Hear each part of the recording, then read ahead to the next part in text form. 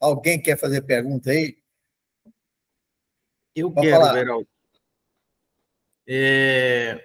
A respeito da junta comercial, tá certo que assina pelo ponto .gov, mas tem empresário que tem dificuldade, às vezes, em criar o cadastro lá e tal, e essa junta está com problema já desde semana passada, você não consegue assinar nenhum contrato social com certificado digital da pessoa física lá, CPF. Liguei na junta ontem, eles não têm previsão, você entendeu? E o empresário já gasta um dinheiro com certificado para evitar problema com o ponto .gov. Então, ele quer... E aí, não resolve a situação, você entendeu? Então, o pessoal da junta tem que tomar providência nesse sentido aí. Segundo eles, é nacional o problema? Não sei se é nacional. Ô, Nacional. Wagner, estou tentando combinar com o Francisco Anidé para que ele venha nos explicar alguma coisa, certo? Nessa hora, todo mundo foge da gente, inclusive o nosso representante também é o... Ele não apareceu na reunião hoje, o...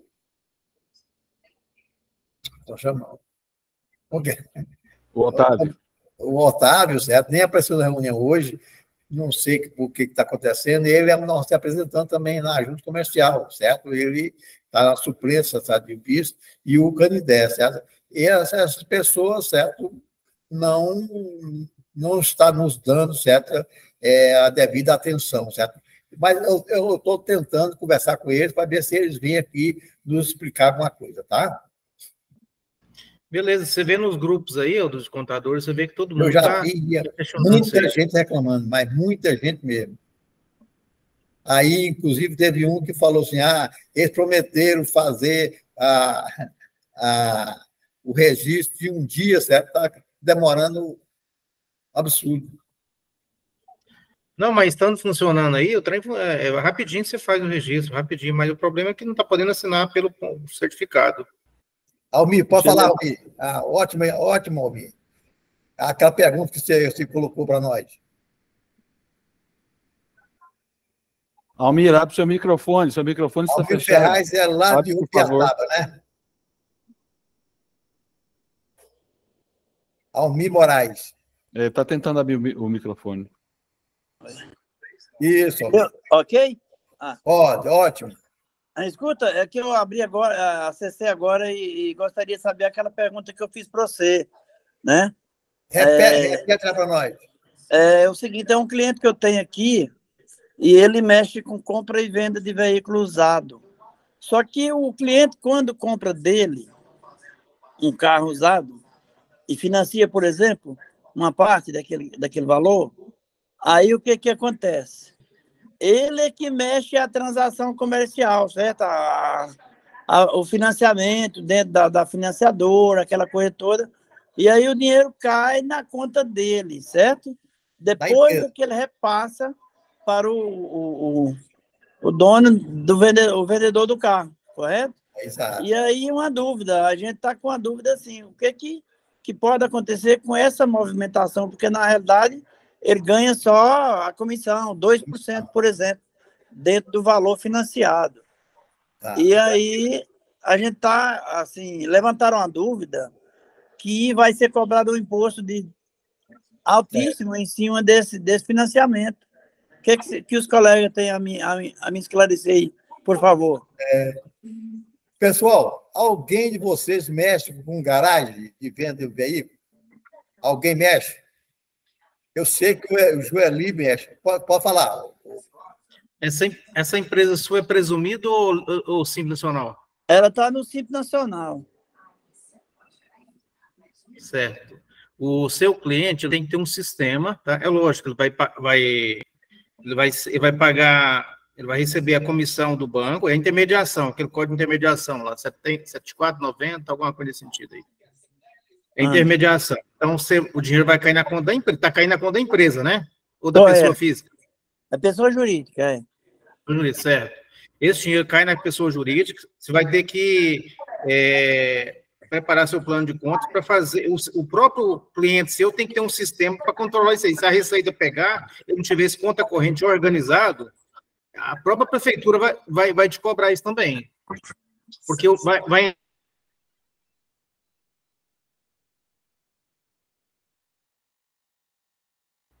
Ativa seu microfone, Wagner, está desligado.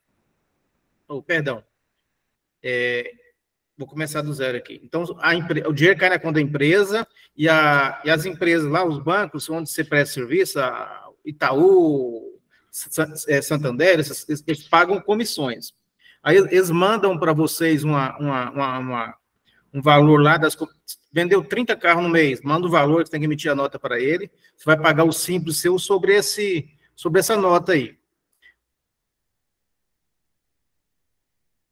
Porém, essa questão da trafegação do dinheiro dentro da conta, tem que tomar muito cuidado. A empresa tem que ter um controle, um sistema lá de controle desse conta corrente deles lá.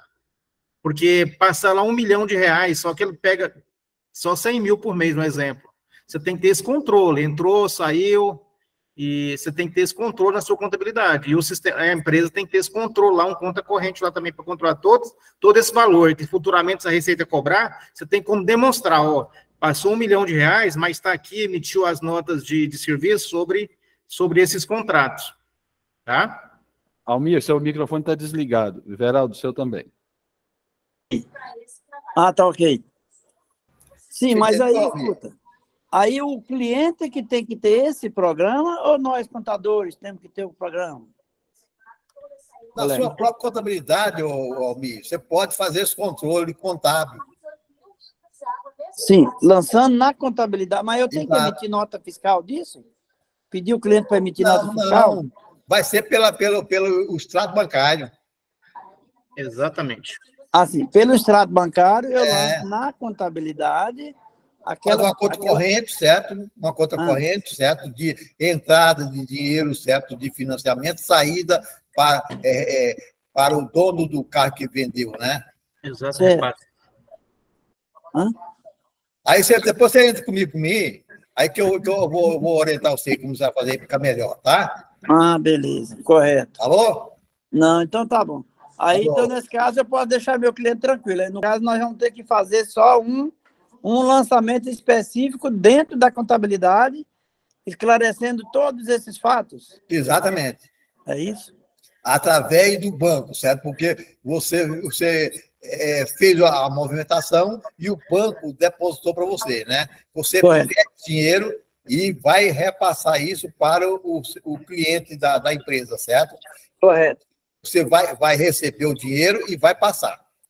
Exatamente. O que ele ganha é mixaria. Digamos, de 100 mil reais, ele ganha 2%, né? Por aí. Ah, bom. Então, amanhã, eu falo com o senhor, tá, senhor Veraldo?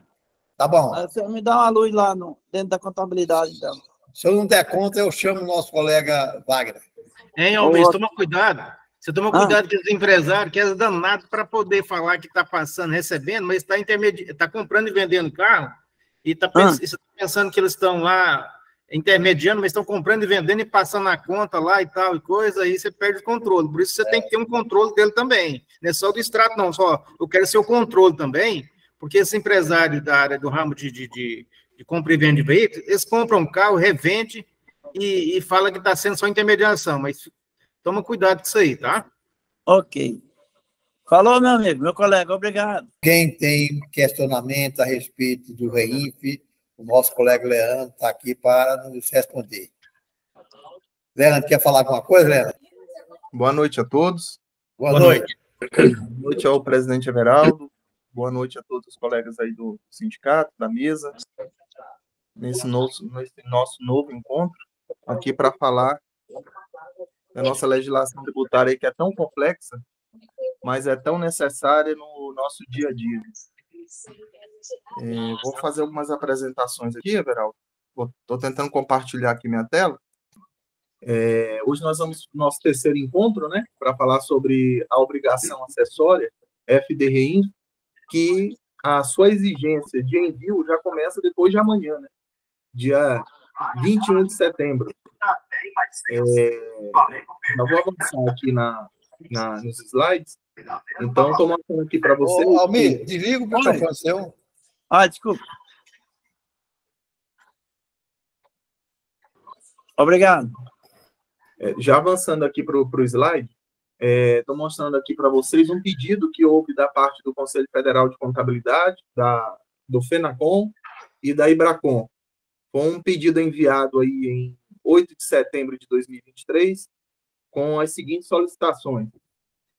Alterar o prazo do 15º dia para o 20º dia do mês subsequente da entrega desses eventos, prazo diferenciado para o envio da distribuição de lucros e não enviar retenção da administradora de cartão de crédito no evento R4020. Essa foi boa, viu? Não enviar a retenção da administradora de cartão de crédito no evento R4020, que é o evento menos mal, né? O contratante é responsável pela entrega. O quê? Esse evento R4020 é o evento que é responsável, o contratante é responsável pela entrega dele. Não vai gerar débito, mas ele tem a obrigatoriedade de envio na FDRI, no evento R4020. Mas e por que não vai enviar aqui? Ó? Não enviar a retenção.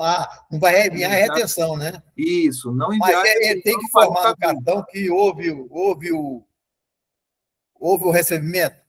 Isso, a ideia aqui do pedido, da solicitação é o seguinte: deixar o envio, a obrigatoriedade do envio, só por conta da administradora de cartão de crédito. Uma vez que não vai gerar débito para o tomador. Essa informação é só de caráter informativo. E o que nós temos que enviar? Não, é o seguinte, essa é uma solicitação. Essa é uma solicitação. Até o presente momento, até hoje. Isso aqui foi solicitação, né? Uma solicitação do Conselho Federal de Contabilidade, da FENACON e da IBRACON. Só que até hoje não obteve resposta.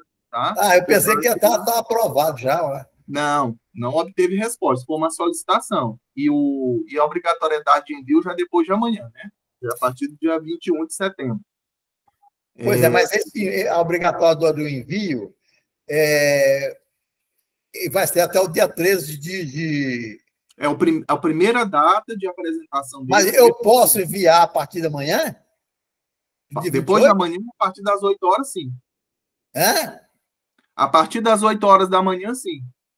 Mas como que eu posso enviar? E se acontecer mais um fato do dia de 28? Aí você tem até o dia 13 de outubro. E se acontecer algum fato de 29? Você tem até 13 de outubro, Everaldo, para enviar. Pois mas ninguém vai... No dia 28, provavelmente, ele vai receber somente o pode mandar, certo? Mas ninguém vai mandar de 28, né? Porque pode acontecer que haja um fato dia 29. Sim, se tiver algum outro fato, a pessoa tem até 13 de outubro para inserir esse fato na obrigação acessória, no FDRI. Pois então vamos começar isso a partir do dia 2, né, de outubro, certo? Porque já correu o mês de setembro todo, né? De qualquer forma, para a plataforma já está liberada já, o ambiente já está liberado a partir de 21 de setembro, depois de amanhã, a partir das 8 horas.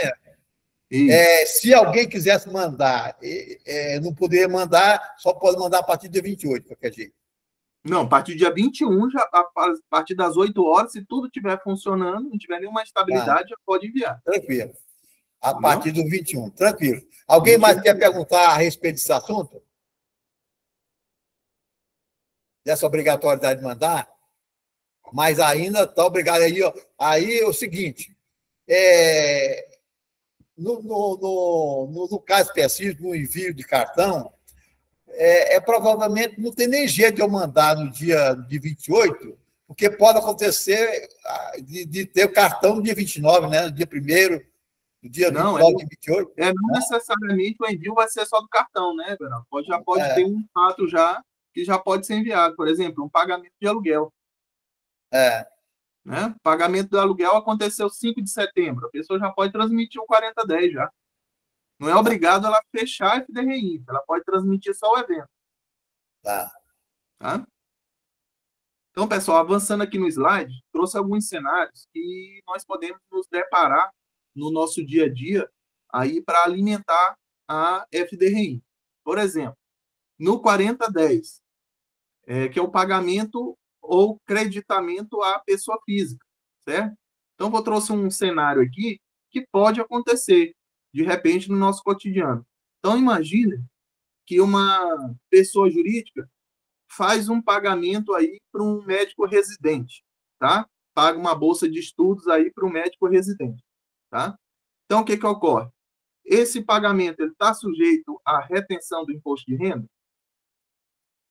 Então, veja bem, de acordo com a solução de consulta COSIT, número 55, de 30 de dezembro de 2013, ela disciplina o quê? A bolsa de estudo recebida por médico residente é isenta do imposto de renda. Isso porque, de acordo com o artigo 11, parágrafo 1º da Instrução Normativa 1500/2014, não caracterizam contraprestação de serviços nem vantagem para o doador as bolsas de estudos recebidas pelos médicos residentes. Então, por exemplo, essa é uma operação que pode acontecer e que tem que ser alimentada na FDRI. Por se tratar de um rendimento isento, não vai haver retenção, mas tem a obrigatoriedade de apresentação. Então, aí, só para vocês já ir amadurecendo um pouco a mente, porque são casos que não são rotineiros, que não acontecem no dia a dia. Mas que, se acontecer, eu tenho que saber primeiro se o rendimento é tributável, se não, porque aí eu vou saber se tem retenção de imposto de renda, se não, né? Se o rendimento é isento, se o rendimento não é isento. Então, essa aqui é uma situação que sai um pouco do cotidiano, mas que é preenchida lá em outros rendimentos, né? Em rendimentos isentos, na verdade, na FDRI. Aí, lembrando que, por analogia, de acordo com a solução de consulta COSIT 242 de 2014, eu já não posso aplicar ao quê? Ao médico residente veterinário. Então, é algo que eu tenho que ficar atento para que eu não confunda e não deixe, não atribua um determinado rendimento, não classifique ele como rendimento isento. Então, por exemplo, eu não posso, por analogia, classificar isento esse rendimento que o médico residente, só que agora veterinário, como colocar como doação, caracterizar como uma bolsa de estudo, como doação. Já para o médico humano, eu já posso, mas para o médico residente veterinário, eu já não posso. Então, ele é o quê? Rendimento tributável. Como é pagamento de pessoa jurídica? A pessoa física, qual que é a regra geral? A pessoa jurídica efetuar a retenção do imposto de renda. Essa é a regra geral. Exceto os casos de rendimento isento, que aí não vai haver retenção. Os casos em que haverá dispensa de retenção, por exemplo, uma retenção aí igual ou inferior a R$10, certo? Ou, de repente, após uma aplicação de dedução legal, dependentes, pensão alimentícia, contribuição previdenciária, essa faixa de rendimento, ela ficar na primeira faixa de alíquota zero do imposto de renda. Aí não haverá. Mas a regra geral é que a pessoa jurídica ela tem que fazer a retenção da pessoa física. Então, aqui eu trago dois casos que não são do nosso cotidiano, mas que pode acontecer. Então, eu tenho que, aí, primeiro, saber discriminar o que é rendimento tributável e o que é rendimento isento. E se no médico residente humano, que a pessoa jurídica paga essa doação, faz esse pagamento de bolsa de estudo, ele é isento. Mas se eu fizer isso para o médico residente veterinário, já é rendimento tributável. Então, isso é só uma dicasinha aí para a gente ver que tem que ficar atento no preenchimento da FDRI, porque a gente pode se deparar por várias situações. Outra situação, outro cenário que eu trouxe aqui, que é um cenário aí que já acontece mais no nosso cotidiano. Por exemplo, pessoa natural ou pessoa física alugou imóvel para a empresa X, no valor de R$ 2.800 mensais. O que ocorre? Haverá retenção nesse caso? Então, o que ocorre aí? Como falei agora há pouco, regra geral, a pessoa jurídica, efetuando pagamento de rendimento a beneficiário pessoa física, regra geral, é a pessoa jurídica efetuar a retenção. Certo? É a regra geral, exceto aqueles casos que eu informei agora. Então, veja bem, se o locatário, 2.800, o locatário ele deve efetuar a retenção na fonte do imposto de renda, aplicando a alíquota de 7,5%, uma vez que o valor pago está na primeira faixa de tributação, porque o valor do aluguel ali é 2.800. Então, ele vai estar na tabela progressiva no intervalo de quê? De 2.112,01 a 2.826,65. Então, você veja que aqui vai ser aplicado, haverá retenção, a pessoa jurídica pagando pessoa física rendimentos de aluguel, então haverá retenção, certo? O que ocorre? E se a empresa pagar o aluguel, a empresa, no caso aqui, a locatária, ela pagar o aluguel por meio de boleto bancário na conta da empresa imobiliária. Pergunto, haverá retenção do imposto de renda?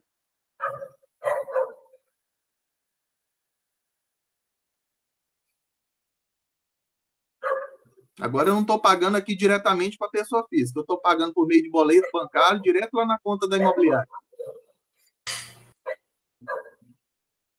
José Alves quer falar diretamente para a imobiliária. Mas a imobiliária não ela não é intermediária só? Perfeito, perfeito. Se é intermediária, na realidade você pagou para a pessoa física, né? Sim, a imobiliária é uma mera intermediadora do negócio. Então, continuar a haver retenção normal, vai haver retenção normal aqui, com base na tabela progressiva, tá? E como se é a mesma operação. Pessoa jurídica pagando para a pessoa física, que é a proprietária do bem, certo? Do bem imóvel. O José Alves levantou a mão, deve ter alguma pergunta relativa a isso aí. Pode perguntar. Pode falar, Zé Alves. Abaixou a mão, então acho que foi por engano. Pode continuar. Não, era só para participar mesmo. Ele perguntou se haveria retenção. Eu queria responder que haveria, só para ficar mais participativo, para todo mundo participar. É isso. Desculpa. Perfeito. Perfeito. Nesse caso, por mais que eu pague por meio de boleto bancário para a imobiliária, a operação segue normal, como se eu tivesse efetuado o pagamento direto para a pessoa física. Havendo incidência da tabela progressiva, vai ter a retenção do imposto de renda. Tá? E tá, vamos avançando aqui. Uma outra situação ainda dentro do rendimento de aluguel. O locador apresentando comprovante de que possui 4 dependentes. Um exemplo. A retenção seria devida abatendo esses valores da base de cálculo? Então, pessoal, já respondo que não, porque apesar da possibilidade de abatimento do valor de R$ 189,59 por dependente da base de cálculo do imposto de renda, não haverá retenção. Se após as deduções legais, o rendimento apresentar valor igual ou inferior ao limite de isenção, definido na tabela progressiva. Então, o que a gente está querendo dizer aqui? Você tem um valor tributável lá, você tem um rendimento bruto do aluguel. Você vai aplicar as deduções legais, por exemplo. Tá? Você vai aplicar a contribuição previdenciária, você vai aplicar a dedução dos dependentes, você pode aplicar pensão alimentícia, tá? Caso o locador efetue esse pagamento de pensão alimentícia, pode deduzir, e a partir de maio de 2023 você ainda pode aplicar aquele desconto alternativo de 25%, tá? Que equivale aí a R$ 528, aquele mesmo desconto que você aplica lá na folha de pagamento, no desconto mais benéfico para o empregado, em relação às deduções legais, você pode aplicar aqui no rendimento de aluguel também, alternativamente a essas despesas. Lembrando que aí eu posso deduzir, antes das deduções legais, eu posso deduzir do rendimento bruto o IPTU pago, todas as despesas de cobrança, por exemplo, a comissão que eu pago para a imobiliária, eu posso deduzir, tá? Então, isso é permitido antes de deduzir as deduções legais. E, substituindo as deduções legais sem a necessidade de comprovação da despesa, alternativamente, eu posso utilizar os R$ 528, que é o desconto alternativo, tá? Avançando aqui, mostrando o exemplo do slide. Então, assim sendo, como 4 dependentes correspondem a um valor de dedução de 758,36, seria o quê? 189,59 por dependente vezes 4. Ao deduzir esse valor dos 2.800 devidos ao locador, a base de cálculo ela fica inferior ao quê? A 2.112. Se a base de cálculo ela fica inferior a 2.112, a retenção ela não deve ser efetuada, porque se ela fica dentro da casa dos 2.112, a alíquota é zero. Não tem valor a tributar. Correto? Então, vamos avançando aqui no slide. Outra situação aqui que já foge do cotidiano. Pelo menos assim, vamos dizer, a maioria. Vamos supor que a pessoa jurídica ela celebrou um contrato de locação de imóvel com uma empresa proprietária do bem. Pergunto, vai haver retenção? Então, olha só, se eu observar a pessoa jurídica pagando pessoa física e utilizando a incidência da tabela progressiva, analisando aí a natureza da fonte pagadora, uma empresa privada pagando rendimentos de aluguel para uma pessoa física, que é a locadora, e a pessoa jurídica locatária, não haveria a pessoa jurídica privada pagando para a pessoa jurídica privada, não haveria retenção do imposto de renda, certo? Porém, como a gente conversou no encontro anterior, analisando a natureza jurídica da fonte pagadora, se a natureza jurídica dela se tratar de órgãos, autarquias e fundações federais, tá? Empresas públicas e sociedades de economia mista federais, aí há a previsão da retenção do imposto de renda. E não somente o imposto de renda, como as contribuições sociais retidas na fonte. Nesse caso, seria o quê? 4,80 de imposto de renda, certo? Mais 4,65 das contribuições sociais retidas na fonte. O que levaria a um percentual total de quê? A uma alíquota de 9,45%, recolhido em um DARF único. Então, veja bem que, quando nós mudamos o cenário, nós já fomos aí para uma fonte pagadora diferente e uma locatária diferente. Alguém levantou a mão aí?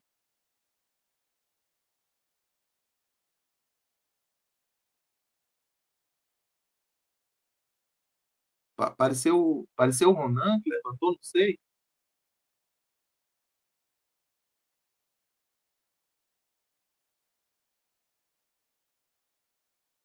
O Wesley, será que é o Ronan que quer falar alguma coisa?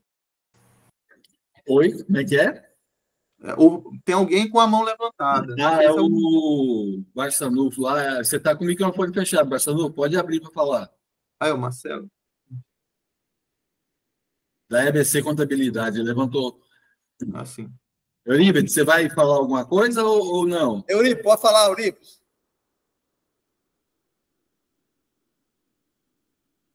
Aí levantou a mão. Pode continuar. Então tá. Então, pessoal, analisando a natureza jurídica da fonte pagadora, vocês que viram agora que a coisa já mudou de figura. Então, se fosse uma pessoa jurídica privada pagando para outra pessoa, uma pessoa jurídica privada, e essa outra pessoa jurídica era proprietária do bem, ou seja, se a fonte pagadora for um órgão, autarquia e fundação federal, uma empresa pública, ou seja, vamos pensar o Banco do Brasil pagando para uma pessoa jurídica proprietária do bem. Então, o Banco do Brasil aqui haveria retenção tranquilamente de 4,80% do imposto de renda, mais 4,65% de COFINS. Então, daria 9,45%. Então, veja que quando muda a natureza jurídica da fonte pagadora, os desdobramentos tributários são os mais diversos possíveis quando a gente fala de retenção tributária. E até que essa previsão de incidência ela é questionável, porque ela não tem respaldo legal para acontecer. Ela é com base numa instrução normativa, tá? Porque se a gente observar o artigo 64 da Lei 9.430 de 96, ela fala o seguinte, ó, os pagamentos efetuados por órgãos, autarquias e fundações da administração pública federal a pessoas jurídicas pelo fornecimento de bens ou prestação de serviços estão sujeitos à incidência na fonte do imposto sobre a renda e das contribuições sociais sobre o lucro líquido, né? Da COFINS e também do PIS. Se a gente observar aqui, o que ocorre? Aqui, o fornecimento de bens ou prestação de serviços, sob o ponto de vista jurídico, não tem a mesma interpretação de locação de bem. A locação de bem ela tem outra interpretação, em que ela não cabe aqui, mas a Receita Federal, por meio de uma instrução normativa, tá? 1234 de 2012, resolveu instituir esse recolhimento, ainda que questionável, mas instituiu esse recolhimento por meio de instrução normativa. Lembrando que se fosse aqui, por exemplo, um órgão estadual, a gente também já não tem previsão legal para fazer a retenção desse aluguel. Quando uma pessoa jurídica, um órgão estadual, pagando aluguel para uma outra pessoa jurídica, proprietária do bem, se fosse a pessoa jurídica, a fonte pagadora, for um órgão estadual, nós não temos previsão legal. Porque vejam que o artigo 64 ele determina o seguinte: o pagamento é efetuado por órgãos, autarquias e fundações da administração pública federal. Então, a gente não tem respaldo aqui para que um órgão estadual pagando aluguel efetue a retenção. Tá? Então, Marcos, pode falar, Marcos. Boa noite, pessoal. Boa noite a todos. Boa noite, Leandro. Tudo bem? Boa noite. Só um comentário para acrescentar aí na fala do Leandro, né, que o STF decidiu agora, no ano passado, que esse artigo ele se torna inconstitucional, então até mesmo os pagamentos pelos órgãos estaduais e municipais têm que fazer a retenção do imposto de renda também. Então, para fins da retenção de órgãos públicos, digamos assim, esse artigo tem que ser, digamos, analisado em conjunto com a Instrução Normativa 2145, tá? Aí, tanto federal, municipal e estadual retém o IR. Sim, a minha orientação para os meus clientes, como o artigo 64 da Lei 9.430/96 ela ainda não foi alterada, eu, por enquanto, por cautela, sugiro fazer a retenção só se for um órgão público federal. Por enquanto, eu não oriento. Ele foi declarado inconstitucional pelo STF, né? Então, assim, a lei não vai ser alterada, foi inconstitucional agora. Sim. Vamos avançando aqui o slide. Então, pessoa física alugando imóvel para a empresa X no valor de 2.800 mensais. Então, veja bem, pessoal, que aqui já mudou de figura. Olha o exemplo. Se houver atraso nos pagamentos de aluguéis, tá? De novembro de 2022 a janeiro de 2023, como fica o cálculo da retenção do imposto de renda se tudo for pago em fevereiro de 2023? Então, veja bem, aqui a tratativa é diferente. Eu tenho alguns meses em atraso e alguns meses eu tenho em ano calendário anterior e tenho um mês atrasado dentro do ano calendário corrente. Então, como que seria a tratativa dessa situação do atraso? Então, por exemplo, o valor do aluguel aqui em questão é R$ 2.800. Então, como é que ficaria? No ano calendário de 2022, ficaria os 2 meses, né, novembro e dezembro, R$ 5.600. E aí ele ficaria na primeira faixa de tributação, devendo ser multiplicado por 2. Então, como é que ficaria essa situação? Os 2 meses de novembro, o valor da retenção ficaria R$ 67,11 multiplicado por 2, tá? Que é o que a legislação determina, multiplicar aquela faixa pelos números de meses atrasados. E no ano calendário de 2023, o valor de R$ 2.800, tá? Que é um mês de janeiro, e a retenção ficaria R$ 67,11. Então, veja que, para que eu possa alimentar a FDRI de forma coesa e assertiva, para que não haja aí culminação de penalidade pela inexatidão de informações, os desdobramentos da tributação têm que ser observados. Porque, veja bem, se eu não observo essa questão, o que seria feito?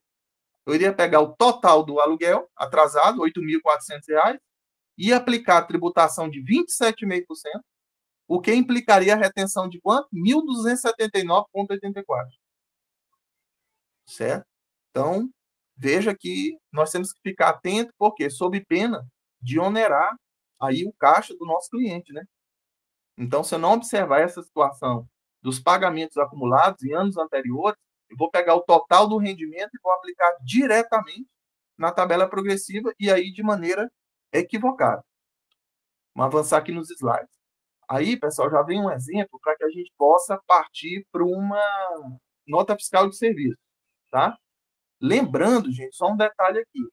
A gente vai começar a demonstrar aqui uma nota fiscal de serviço, mas lembrando que quando a gente fala de fonte pagadora, de órgão público, que tem a natureza jurídica, de órgão público federal, de órgão público estadual, a gente não pode pensar só em prestação de serviço. Também tem um fornecimento de quê? De bens. Então, a retenção, ela não vai acontecer só na prestação de serviço. Ela também vai acontecer no fornecimento de bens. E aí a gente tem que ter o cuidado também com o quê? Nota fiscal de serviço, modelo 55, ela não tem layout para demonstrar aí as retenções, tá? Ela não vai ter esse layout que a nota fiscal de serviço tem, tá? Então, tem que ficar de olho nessa situação, atento, porque no fornecimento de bens e serviços, quando se tratar de que a natureza jurídica da fonte pagadora for um órgão público federal, um órgão público estadual, uma nota fiscal eletrônica modelo 55 também vai ser objeto de análise nessa questão das retenções. Tá? Só fazendo esse adendo aqui, porque a gente traz muito exemplo de nota fiscal de serviço, mas no tocante à fonte pagadora com natureza jurídica de órgão estadual e órgão federal, vai ter fornecimento de bens. E o fornecimento de bens ele ocorre por outra nota, que não é a nota fiscal de serviço municipal, é a nota fiscal eletrônica modelo 55. Então, vou trazer um outro exemplo aqui. A solução de consulta COSIT, lembrando, pessoal, que a solução de consulta COSIT ela tem efeito vinculante, tá? Todos os auditores da Receita Federal têm que atender e todas as delegacias. Esse exemplo aqui da solução de consulta COSIT 55 de 2013. A receita bruta oferida pela pessoa jurídica tributada com base no lucro presumido, decorrente da prestação de serviços em geral, como limpeza e locação de mão de obra, ainda que sejam fornecidos os materiais, está sujeito à aplicação do percentual de 32% para determinação da base de cálculo do imposto de renda de pessoa jurídica. Então, pessoal, veja bem o que a Receita Federal está dizendo aqui, que independente da retenção do imposto de renda, e independente da prestação, independente do fornecimento de materiais, o percentual aplicado a uma empresa do lucro presumido, prestadora de serviço, é 32%, tá? Então, que tem que tomar cuidado aqui? Qual que é o grande detalhe aqui? Que ela está falando o seguinte, olha, independente do fornecimento dos materiais, a base de cálculo lá vai continuar sendo 32%. Quer dizer que vai pelo recebimento, Ricardo. Como, Everaldo? Vai pelo valor recebido. Isso, a base de cálculo das retenções, em regra, é o valor do serviço. É o valor total do serviço na nota. Total, mesmo com o material aplicado. Nessa situação aqui do imposto de renda, tá? Mesmo que for lucro presumido, prestação de serviços em geral, tá? Se for uma construção civil aí com fornecimento de materiais, e for uma empreitada total ou uma empreitada parcial, tem umas especificidades, tem umas peculiaridades aí. Mas, nesse cenário, que é uma empresa do lucro presumido, tributada pelo lucro presumido, que presta serviços em geral, como limpeza e locação de mão de obra, ainda que forneça materiais, a base de cálculo é 32%. A gente percebe o seguinte, o regramento do imposto de renda, a legislação do imposto de renda, ela é quase que inflexível, só que ela não é uma regra absoluta. Por que eu falo que ela não é uma regra absoluta? Porque a exceção disso são as cooperativas de trabalho. As cooperativas de trabalho podem deduzir os materiais. Mas nesse cenário nosso aqui, que não é cooperativa de trabalho, a base de cálculo é 32%. Então, vamos para o exemplo de uma nota fiscal de serviço aqui, para a gente identificar aqui quais foram os erros, certo? Então, olha aqui, pensando nesse exemplo que a gente deu da empresa do lucro presumido, e aí eu já botei como fonte pagadora federal, estadual, municipal e privada, para a gente fazer uma varredura em todos os campos de retenção. Veja que essa nota aqui, primeira coisa, como a gente falou no encontro anterior, antes da gente partir para a nota, partir para enviar uma obrigação acessória, já está no programa, é interessante a gente gerir o quê? Contrato, certo? Nós temos que gerir o contrato antes mesmo dele ser concluído. Por quê? Porque as retenções tributárias, elas vão influenciar no preço. Porque muitas das vezes, o que acontece? Muitas notas fiscais de serviço elas são emitidas, só que elas são emitidas com retenções de um perfil que o único perfil que o empresário conhece. E se ele estiver lidando com outro tipo de fonte pagadora, com outro tipo de natureza jurídica, possivelmente ele vai destacar errado. Tá? Então, primeira coisa que a gente tem que observar, eu coloquei um exemplo aqui na margem superior direita, que nesta operação, o contrato já previa o fornecimento pelo prestador no montante de R$30 mil, correto? Só que o que ocorre? Tá? O que ocorre? Primeiro, a atividade aqui econômica é a atividade de limpeza predial, tá? Serviço de limpeza predial.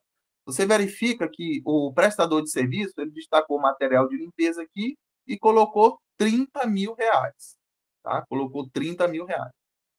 Então, veja só. Primeiro, O INSS aqui não é o nosso foco, tá? Não é o foco do nosso encontro hoje, é das retenções tributárias fazendárias, aí, imposto de renda, contribuição social, PIS e COFINS. Mais um detalhe aqui para vocês verem. Primeiro, serviço de limpeza, no tocante à retenção previdenciária, ele pode ser prestado tanto como cessão de mão de obra, como por empreitada. Pode haver retenção normal. Então, tem que fazer essa análise. Porque, senão, se eu não fizer essa análise, eu nem sei se a incidência é devida ou não. Tá? Então, tem que fazer essa análise. Perfeito. Sabendo que o serviço de limpeza predial, tanto como cessão de mão de obra, tanto como empreitada, é devida à retenção previdenciária, primeiro ponto já analisado. Segundo ponto, para que haja dedução desses materiais aqui, para que eu fale que esses 7.700 aqui, ó, no campo do INSS deduzido, está correto, o que eu tenho que verificar? Há uma cláusula no contrato de dedução desses materiais? Segundo, se há uma cláusula de fornecimento desses materiais por parte da contratada, tem o valor? Porque não basta dizer lá na cláusula contratual que eu estou só fornecendo material. Além do valor, além da cláusula informando que a contratada que o prestador vai fornecer os materiais, tem o valor? Se não tem o valor, só tem a cláusula de fornecimento, tem uma planilha pensa ao contrato, fazendo parte desse contrato com a relação de materiais e os valores? Bem, se uma coisa ou outra, mas tem essa condicionante. Se não tiver essa condicionante, veja bem, eu nem posso deduzir o material da base de cálculo do INSS. Então, pessoal, por que eu estou levantando isso aqui? Eu estou levantando isso aqui por quê? Porque isso aqui vai para a FD-REINF.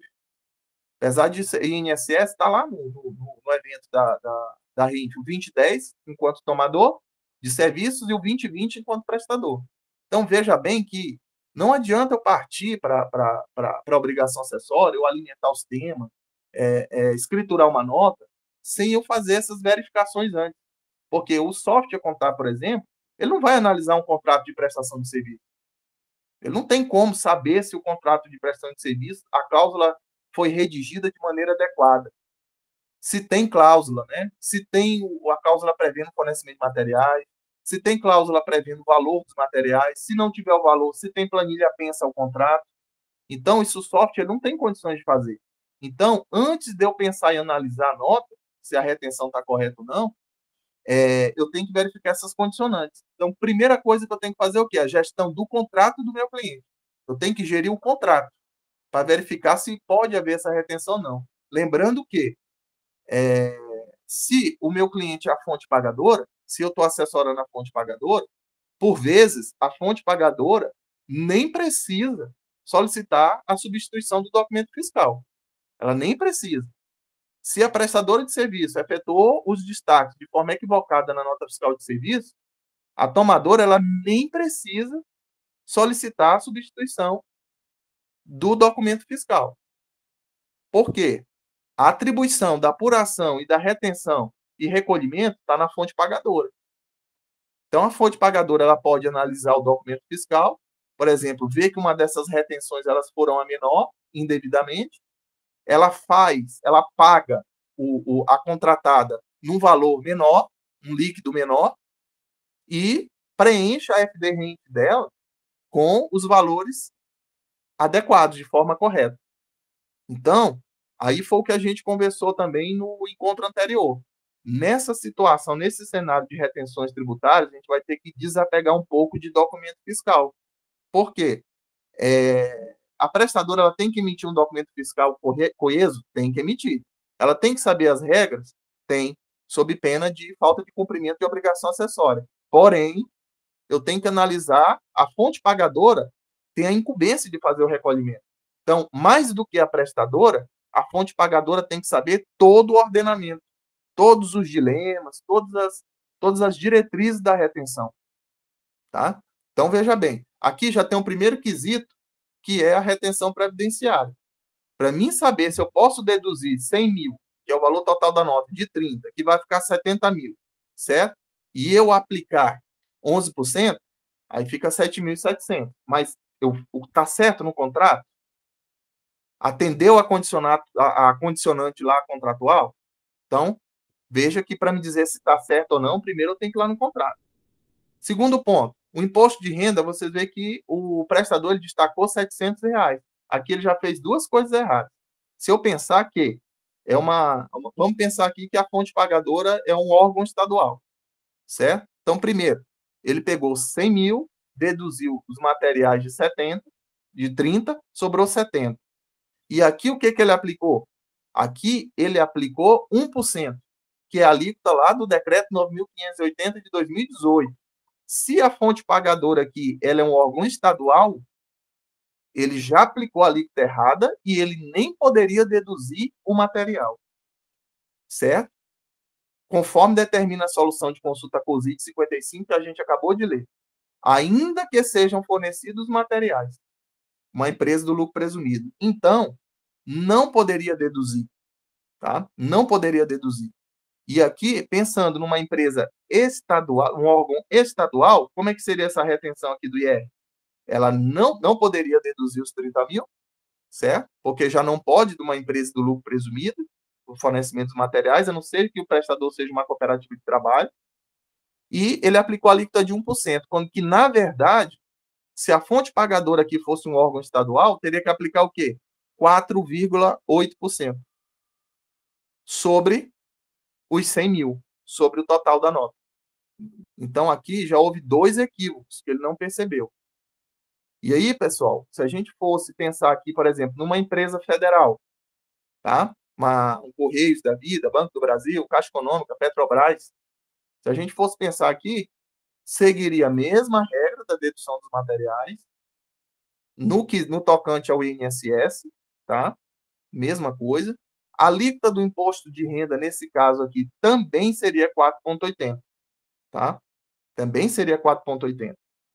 Agora, vamos pensar, e outro detalhe, gente, voltando no órgão estadual. No órgão estadual, as contribuições sociais retidas na fonte só pode haver se a fonte pagadora estadual tiver convênio com quem? Com a União na figura da Receita Federal. Então, se o órgão estadual não tiver um convênio firmado com a Receita Federal, não pode aplicar retenção das contribuições sociais, o 4,65, que é 0,65 de PIS, 3% de COFINS e 1% de contribuição social. Então, no órgão estadual aqui, partindo do princípio que a maioria dos municípios não firmaram esse convênio, tá? Mas pode haver um município que tenha firmado convênio. Se ele tiver firmado convênio com a Receita Federal, além dos 4,80 do imposto de renda e da retenção do INSS, se tiver tudo correto, do INSS, teria os 4,65 aqui também, tá? E aí, pessoal, a gente já fechou aqui sobre INSS, que tem que fazer a verificação no contrato. O IR não pode deduzir, nesse cenário, não pode deduzir os materiais, e ele aplicou a alíquota aqui como se fosse uma empresa privada. Agora, se fosse uma empresa, uma fonte pagadora, a natureza jurídica da fonte pagadora fosse uma empresa privada, tá? Ou uma entidade privada sem fins lucrativos, por exemplo, aí sim, aí aqui seria a alíquota do IR, seria o quê? Por ser serviços de limpeza predial, aí sim a alíquota seria 1%, tá? Aí sim a alíquota seria de 1%. Mas ainda assim, eu não poderia deduzir os materiais. Ia ser 1%, mas sobre a base de 100 mil reais. Tá? Só um detalhe aqui, não é o foco do nosso encontro, mas, por exemplo, nós vimos sobre a retenção do PIS, do COFINS, da contribuição, do INSS e do IR. Outro detalhe, só voltando lá à empresa privada. Serviço de limpeza predial teria, se a fonte pagadora fosse uma empresa privada, tá? Teria as retenções aqui do PIS, do COFINS e da contribuição social, os 4,65. A exceção disso, se a empresa tivesse algum amparo judicial, alguma medida judicial que suspendesse algum desses tributos, alguma dessas contribuições, tá? Só estendendo o assunto aqui, não é foco do nosso encontro aqui, mas já pensando no ISS, aqui na alíquota ISS, só tomar cuidado que o serviço de limpeza é devido no local da execução do serviço, tá? Então, veja bem, eu não vou observar a alíquota do ISS do município do prestador. Eu vou observar o ISS da alíquota do local onde o serviço foi prestado. Só esse cuidado que tem que tomar aqui. Tá? Se fosse uma empresa do Simples Nacional, já não precisaria ter esse cuidado, porque o Simples Nacional ele recolhe ISS com base na faixa do Simples Nacional que ele está recolhendo. Perfeito? Então, você vê que a gente olha quantos desdobramentos teve aqui para cada natureza jurídica de fonte pagadora. Quando eu tenho uma fonte pagadora federal é uma coisa, é um desdobramento. Quando eu tenho a fonte pagadora estadual, tem outro desdobramento, estadual, municipal ou distrital, tá? E a privada tem outro desdobramento. E temos que ver também a questão contratual, que a questão contratual, ela também vai influenciar no ISS, tá? Não só no INSS, mas no ISS também vai influenciar. Então, vamos avançar aqui no slide e vamos para um outro exemplo. Acho que esse último exemplo aqui a gente finaliza com o exemplo das notas fiscais. Vamos pensar aqui que há uma contratação de obra de construção civil por empresa privada. Então, uma empresa X aí contratou em setembro de 2022 a construtora Máxima para realizar a obra de construção civil no valor de 5 milhões. Tá? Aí aqui, pessoal, veja bem. No ato do pagamento da primeira medição, a contratada apresentou sua nota fiscal de prestação de serviço no valor de 500 mil.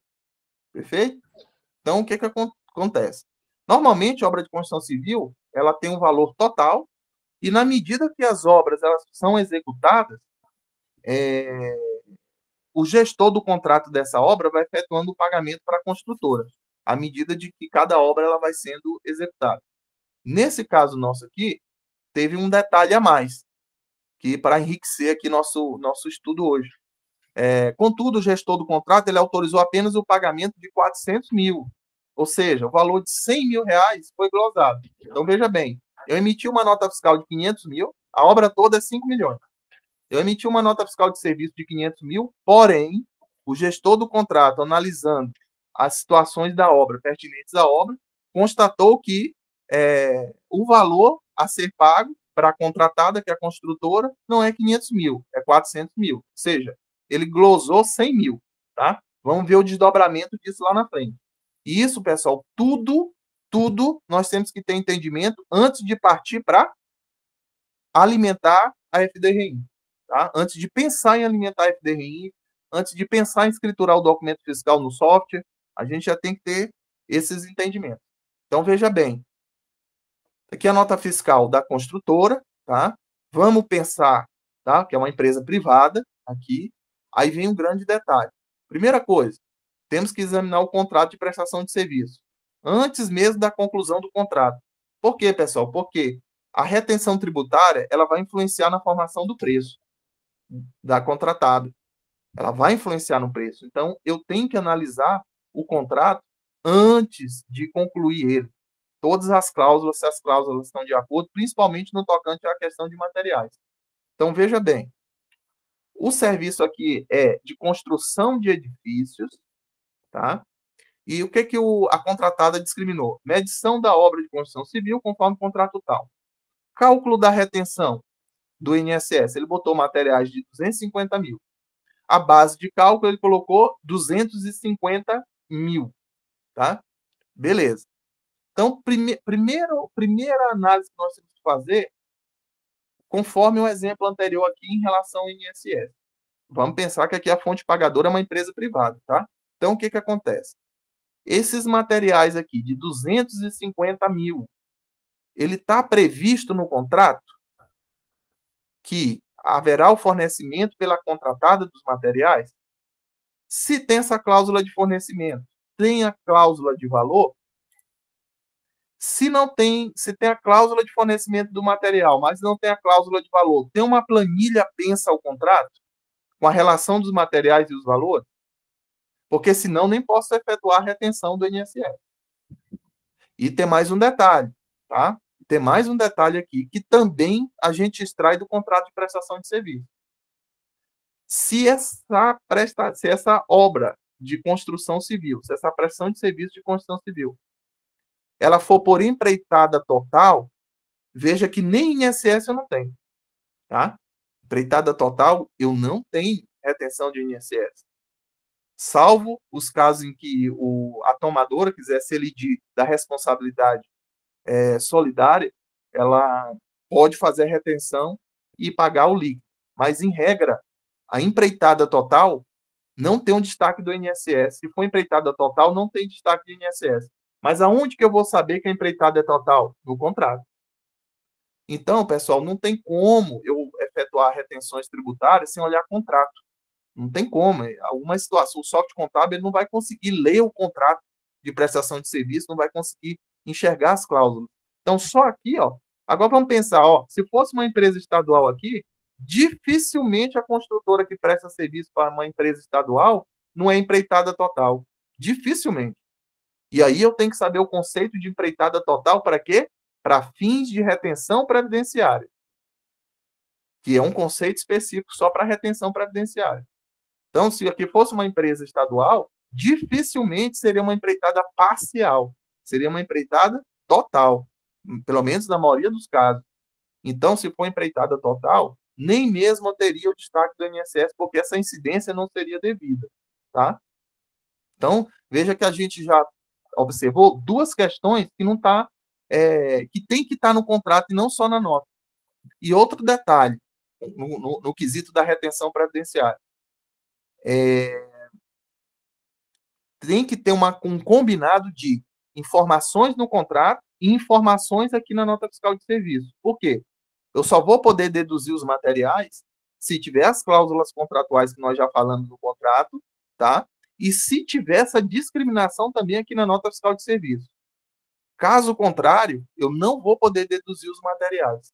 Aí, dependendo do caso, eu vou utilizar percentuais sobre o valor do serviço da nota, para chegar na base de cálculo. Vou dar um exemplo. Tem a previsão lá tem a previsão lá no contrato, certo? Tem a previsão no contrato do fornecimento de materiais, tá? Mas não tem a previsão do valor no contrato. Mas tem a previsão do valor aqui na nota fiscal de serviço. Eu não vou poder deduzir os materiais do valor do serviço, do rendimento bruto. O que eu vou ter que fazer? Nesse caso, dependendo do ramo de atividade, eu vou usar uma alíquota sobre o quê? Sobre a base de cálculo. Então, suponhamos que aqui é os demais casos, a construção de edifício. Está enquadrado nos demais casos. Eu vou utilizar o quê? 50% de quê? De 500 mil. Eu já não poderia deduzir 250 mil. Eu já teria que utilizar um percentual em cima do valor do serviço e não deduzir o valor dos materiais. Mas se o combinado, se as condições forem todas atendidas, tanto em contrato, discriminação no contrato, de previsão de cláusula, com fornecimento de material e valor, e aqui no campo de discriminação da nota também tiver discriminação, perfeito, pode-se executar, efetivar a retenção previdenciária, pensando que aqui é uma empresa privada e pensando que é uma empreitada parcial, tá, gente? Porque se for uma empreitada total, nem mesmo há destaque de retenção previdenciária.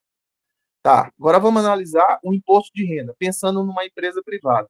Construção de edifícios tem imposto de renda?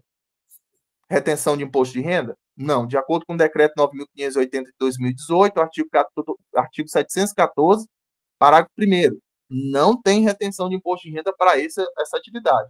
Lembrando, pessoal, que a gente já conversou no encontro anterior, detalhe, cuidado com os serviços de engenharia. Porque se o serviço de engenharia ele for executado com caráter múltiplo, ou seja, na verdade é uma execução da obra, e ali o projeto, um exemplo, que é de caracterizadamente de natureza profissional, quer dizer, faz parte da atribuição de um engenheiro, se ele não for só o projeto, se esse projeto vier acompanhado da execução da obra, ali você tem que considerar como construção de edifício. E qual que é o grande entrave aí? Porque se eu não observar isso, e aí eu tenho que olhar no contrato, se eu não observar isso, o que eu vou fazer? Bem, serviço profissional, venho aqui e vou destacar 1,5% de imposto de renda. Vou destacar 4,65%, que é 0,65% de PIS, 3% de COFINS e 1% de contribuição social. Equivocadamente. Por quê? Porque aí eu já tenho que fazer a leitura da atividade econômica, ela equipara-se ao quê? A construção. Construção civil. Sendo construção civil, não vou ter retenção de R e não vou ter retenção das contribuições sociais. E isso pensando numa fonte pagadora de natureza privada. Tá? Privada. E agora vamos pensar aqui uma situação. Se fosse uma empresa federal, né? Vamos supor que a fonte pagadora, a natureza jurídica da fonte pagadora, fosse uma empresa federal. Então, veja bem, aqui a construção no IR, a construção civil, aí tem a previsão expressa de 1,20, a alíquota aqui seria 1,20, tá? As contribuições sociais retidas na fonte seria 4,65, certo? O INSS segue a regra, se fosse empreitada total, não poderia ter retenção, mas se fosse, por exemplo, uma empreitada parcial, teria as retenções, mas teria que checar os contratos, né? Tanto o contrato como essa discriminação de material e valor na nota, tá? Se fosse uma empresa estadual aqui, tá? Se fosse uma empresa estadual, no tocante ao imposto de renda. No tocante ao imposto de renda, a construção de edifícios aqui seria 1,20, tá? 1,20 na construção de edifícios. As contribuições social retidas na fonte dependeria desse órgão estadual firmar convênio com a União, na pessoa da Receita Federal. Se o órgão estadual não tivesse convênio firmado com a Receita Federal, ele não pode reter o PIS, o COFINS e a contribuição social. O INSS segue as mesmas coordenadas, só que a chance de quando uma empresa privada transaciona ali com o órgão público, a chance de ser empreitada total, ela é enorme. Sendo empreitada total, não teria destaque aqui de INSS. Tá? Então, vocês percebam, pessoal, que os desdobramentos, de acordo com a natureza jurídica da fonte pagadora, são os mais diversos possíveis. E olha que a gente está concentrando aqui os pagamentos pela fonte pagadora.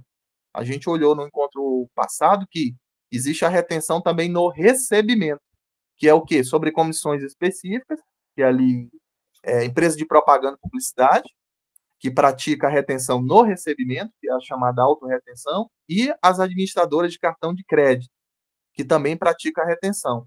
A administradora de cartão de crédito entrega o evento R4080, informando lá o rendimento bruto, o rendimento tributável, que é a base de cálculo, a alíquota de 1,5%, certo? E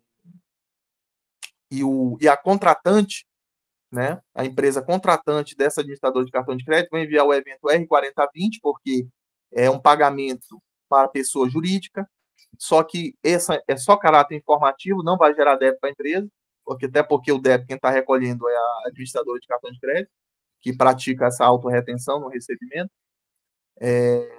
E aí a gente tem que tomar cuidado, porque aqui a gente falou só sobre fonte pagadora. Então, veja bem, para cada natureza jurídica de fonte pagadora, eu vou ter um desdobramento. Se é empresa federal, se é uma sociedade de economia mista, vamos supor, Banco do Brasil, Caixa Econômica, Petrobras, se for, vamos supor, um órgão estadual, vamos pensar aqui em Goiás, a Assembleia Legislativa do Estado de Goiás, tem um desdobramento das retenções.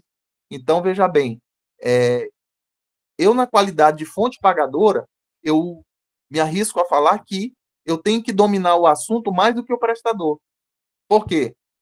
Porque a fonte pagadora tem a atribuição de fazer a apuração, a retenção e o recolhimento. Então, e por vezes, a substituição do documento não é imprescindível.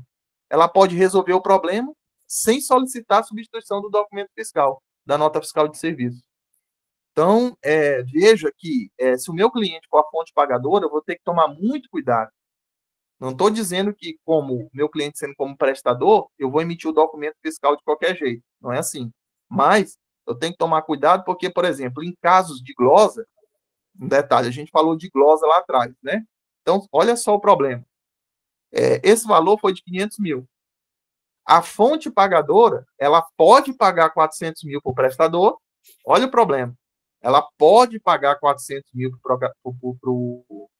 o prestador, para a contratada, só que ela não pode efetuar as retenções com base nos 400 mil, que é a glosa de 100.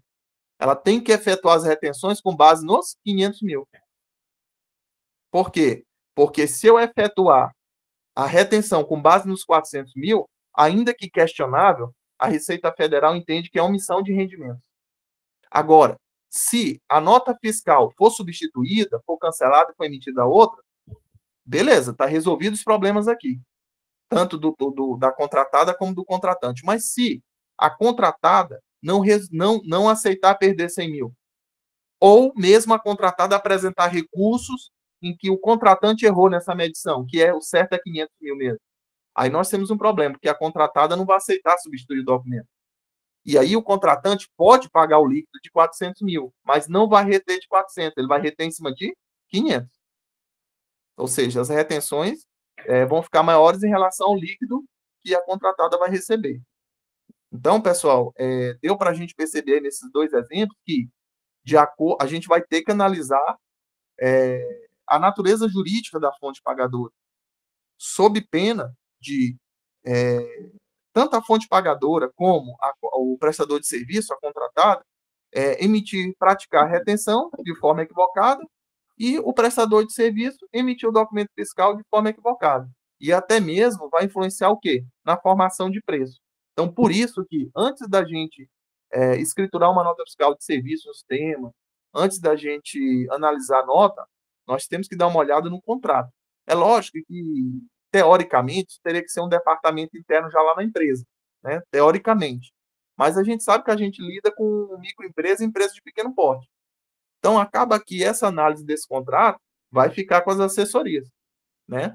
Porque, sob pena de eu efetuar retenções equivocadas. Então, você veja bem que na glosa, a nota de 500 mil, o contratante pode pagar 400. Só que ele não vai reter em cima de 400, ele vai reter em cima de 500. Por quê? Porque a Receita Federal, ela entende que se eu tratar essa operação, certo? Se eu tratar essa operação como 400 mil, sendo que eu tenho um documento fiscal emitido de 500, eu vou tratar como o quê? Como uma omissão de rendimento. Isso se resolve só se a contratante solicitar ao prestador a substituição do documento. Ocorre que, dependendo da data, do período que for feita essa solicitação, o prestador vai ter problemas, porque, por exemplo, a gente sabe que para substituir uma nota tem prazo. Por exemplo, aqui no município de Goiânia tem um prazo, não me lembro agora, não sei se são 5 dias úteis, mas eu sei que depois que está fechada a nota fiscal de serviço, está fechado ali o mês onde emite a nota fiscal, substituição não é permitido mais, né? Aí você tem que analisar um cancelamento online, alguma outra situação ou até mesmo processo junto à prefeitura. Então, aí vai depender muito de quem? Da fonte pagadora solicitar o quê? A substituição. E se ela não quiser solicitar a substituição do documento, ela não solicita, pratica as retenções da forma que tem que ser praticada, e aí o prestador vai ter que se virar. Por quê? Porque ela vai alimentar a FD-REINF da forma correta. Entendendo aqui que o prestador fez de forma equivocada, né? Então, vocês veem que eu tenho que analisar o contrato para saber a retenção do INSS, se está certo ou não está, né? Cada fonte pagadora vai ter um desdobramento. Se eu for um órgão estadual e ele não tivesse firmado convênio com a União, na pessoa da Receita Federal, já não teria retenção de PIS, COFINS e contribuição social. A retenção do IR aqui seria 1,20, tanto para órgão federal como para órgão estadual, tá? De acordo com o anexo 1 lá da Instrução Normativa 1.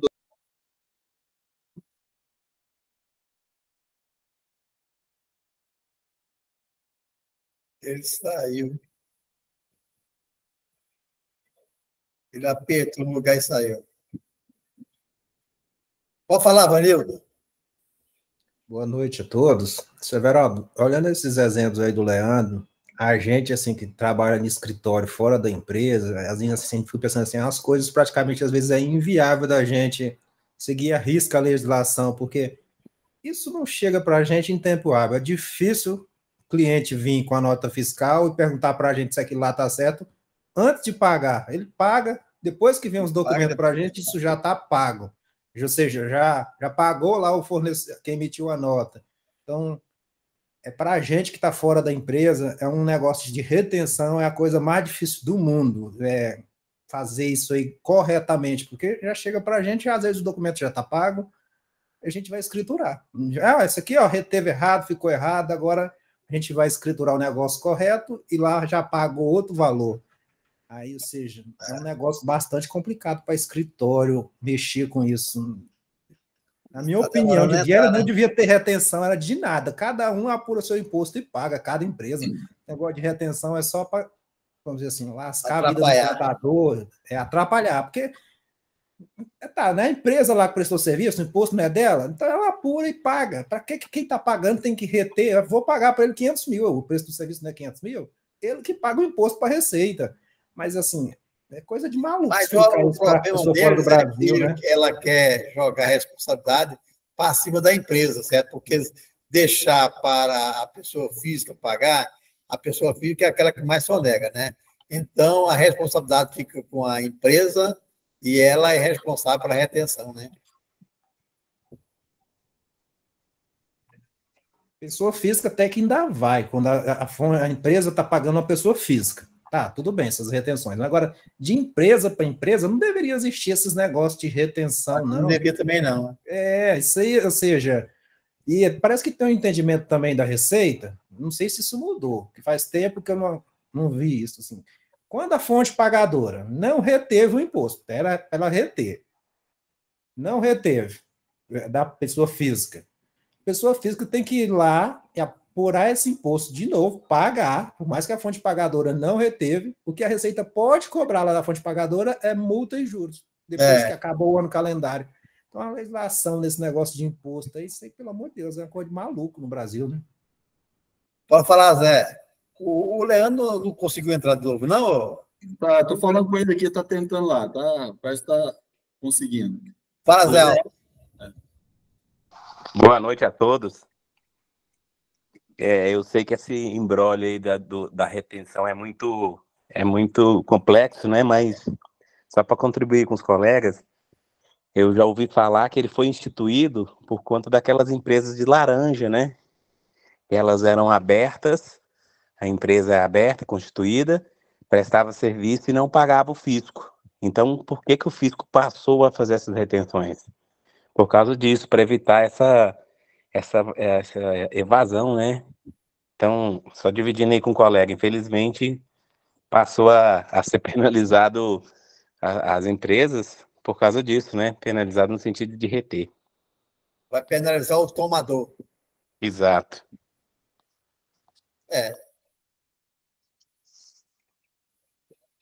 Aí tá demorando em voltar, hein?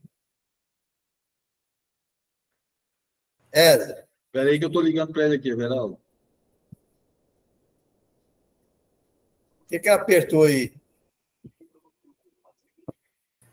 Apertou o quê? Você fala? O que ela apertou que saiu? Não sei. Eu tô vendo ele aqui. Desculpa aí, foi uma... Hoje a questão técnica hoje está difícil. Você está no computador e no outro local? Eu tô usando dois equipamentos aqui, aí houve um pequena perda de bateria aqui.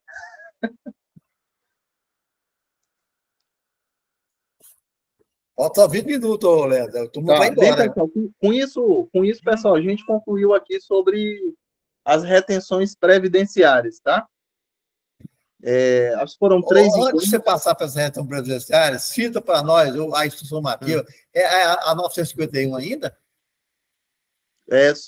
De qual retenção? De qual tributo? Não, de previdenciário. A retenção previdenciária, você vai verificar a instrução normativa 2110 de 2022. 2110 mudou, então. A 951 já era. Na verdade, era 971 de 2009. Ela foi revogada pela 2110 de 2022. Aí, com isso, Everaldo, nós concluímos aí sobre a matéria de retenção previdenciária. É lógico que não deu para a gente esgotar o assunto, porque os desdobramentos são os mais variáveis possíveis, a depender da fonte pagadora, a depender do item de serviço, tá? Então, aqui, por exemplo, nesse último exemplo, se a gente fosse, caberia espaço aqui para falar do ISS. O ISS aqui não é o nosso foco, mas só para fazer um lembrete aqui, por exemplo, o subitem de serviço construção de edifícios, ele está lá no item 7.02, né, da Lei Complementar 116 de 2003. Aqui está o serviço de construção civil e os serviços auxiliares da construção civil. Um exemplo nessa nota que tem que tomar muito cuidado. O ISS não vai influenciar no FDRINF, mas só um detalhe. O ISS aqui ele é devido no local da execução da obra. E o responsável pelo recolhimento é o tomador. Tá? Então, o que tem que tomar cuidado aqui? Eu vou verificar a alíquota do ISS, não a alíquota do meu município. Eu vou verificar a alíquota do município onde o ISS é devido, tá? E um outro detalhe aqui, se essa empresa de construção civil fosse uma optante pelo Simples, aqui seria a alíquota efetiva, né, do ISS, com base na faixa que a empresa do Simples paga, tá? Aí só tomar cuidado para que não, nesses casos de empresa optante pelo Simples Nacional, não repita a nota todos os meses a mesma alíquota, porque fica evidente aí a falha. Por quê? Você emite uma nota fiscal de serviço e coloca 2% todos os meses. Coloca 3% todos os meses. Bem, mas a alíquota não é efetiva? Numa empresa optante pelo Simples Nacional, então você veja bem, à medida que seu faturamento ele vai crescendo, é quase impossível você manter a nota fiscal de serviço. Aí a pessoa pode falar, não, mas eu vou esperar a prefeitura cruzar com o extrato do Simples Nacional. Eu já não oriento fazer isso. Então, a alíquota do Simples Nacional aqui, na nota fiscal de serviço, tem que ser a alíquota efetiva do ISS. Então, tem que tomar cuidado que ficar repetindo 2% todos os meses, ou 3% todos os meses, ainda mais valor cheio, é uma evidência enorme de erro, né? E eu não contaria que a prefeitura faça o cruzamento com o extrato do Simples. Só esse lembrete aqui do ISS, o Everaldo, e sobre retenções tributárias federais, a gente conclui por aqui. Não deu para esgotar tudo, porque o assunto ele é vasto, ele tem os mais variados desdobramentos de acordo com a fonte pagadora, de acordo com o prestador de serviço, mas eu acredito que a gente bateu aqui nas principais situações que pode acontecer no nosso cotidiano. Ô, Leandro, deixa o pessoal fazer a pergunta. Vanildo, fala. Eu queria perguntar para o Leandro, por exemplo, atualmente a legislação, o que fala? A empresa está pagando aluguel para uma pessoa física. Aí colocou lá, tem um imposto retido, só que ela não pagou esses impostos. Quando a pessoa for fazer a declaração, ele vai ter que pagar esses impostos com multa e juros? Sim. Já falou sobre isso. E no caso de empresa, acontece a mesma coisa. A empresa teria que reter imposto de renda. Reteve lá na nota, mas não pagou aquele imposto. Sim, a atribuição está na fonte pagadora, né? A atribuição da apuração, da retenção e do recolhimento está na fonte pagadora. Vai ficar lá no ECAC dela a pendência. Mas quem deve é a pessoa física. Isso. Agora, o que acontece? Vamos pensar. Hoje, o que acontece? Uma empresa do Simples Nacional, vamos pensar, uma empresa do Simples Nacional, em regra, ela não entrega DCTF convencional. Por que eu falo em regra? Porque se ela for optante pela desoneração da folha de pagamento, ela tem que entregar DCTF-UF. Mas vamos esquecer esse caso. Ela paga rendimentos de aluguel a um beneficiário pessoa física. Ela está obrigada a fazer o recolhimento desde que essa retenção, essa incidência, ela recaia na primeira faixa de tributação, certo? Desde que a retenção não seja igual ou inferior a 10, certo? Então, o que ocorre? O Simples Nacional não tem uma DCTF para confessar, para entregar esse débito. Diferentemente de uma fonte pagadora no lucro presumido ou no lucro real ou no lucro arbitrário. Então, acaba que a empresa do Simples Nacional, se não recolher esse imposto de renda retido na fonte, a não ser que haja um cruzamento aí de uma E-financeira do banco, dificilmente essa pendência vai para o ECAC. Agora, vamos pensar, a partir de janeiro de 2024, tá? Com a entrada, com a geração dessas retenções via DCTF Web, aí vai cair lá no ECAC. Aí já essa rotina já vai fazer parte do ECAC, e no momento que não houver o pagamento da retenção, já vai ficar pendência lá no ECAC já. Então, até dezembro de 2023, como esse documento, esse DARF, ele é realizado por meio de Cicalc Web, não tem como cair lá no ECAC ainda. Mas a partir do momento que for para a DCTF Web, a partir da competência de janeiro de 2024, aí já vai cair lá automaticamente. Ô, Leandro, vamos entrar aqui nos casos que 90% que está fazendo. O nosso problema hoje, certo? Então, vamos supor, como que vamos fazer para a distribuição de lucro? Bem, Everaldo, a distribuição de lucro, assim, falando da FDReinf, o que ocorre? Primeiro, vai ser entregue no R4010, certo? Pagamento ou creditamento a beneficiário de pessoa física. vai ser de acordo com a periodicidade dessa distribuição. Vamos supor, se eu distribuir esse lucro lá em março de 2024, eu distribuo em março de 2024, eu tenho o quê? Eu tenho até 15 de abril para informar essa distribuição de lucros aonde? Lá na FDRI. Tá? Seguinte, acontece que, infelizmente, a maioria, certo, não estão usando conta bancária, certo? Infelizmente, certo, muita gente não usa conta bancária, mas se ele, mesmo usando conta bancária, no meu caso, eu faço absoluto mensalmente. Então, aquilo que tirou do banco, automaticamente, certo, se eu distribuir através do banco, eu tenho que informar, verificar em setembro quanto que foi tirado em setembro e informar isso até o dia 13, não é isso? No caso dos fatos geradores de setembro, como dia 15 de outubro não é dia útil, tem que informar até 13 de outubro. Agora eu pergunto, e como que se faz com a maioria desses contabilistas, certo, que não tem contabilidade, hein, cara?